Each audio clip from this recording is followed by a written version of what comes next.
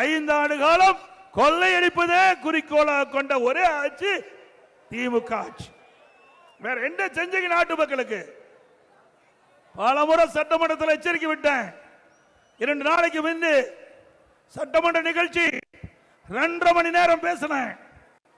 இந்த முதலமைச்சர் சட்டமன்றத்துக்கு வரல, ஓடி ஒளிந்து கொண்டார்.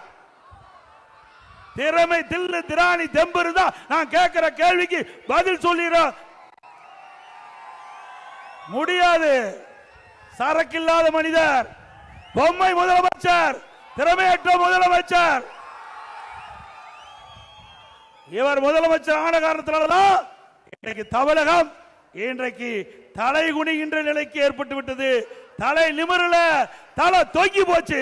திரு ஸ்டாலின் ஆட்சியில திரு ஸ்டாலின் அவர்களே, மாண்புமிகு புரட்சி தலைவி மறைவுக்கு பிறகு 4 ஆண்டு 2 மாத காலம் சிறப்பான ஆட்சி நாட்டு மக்களுக்கு கொடுத்தோம்.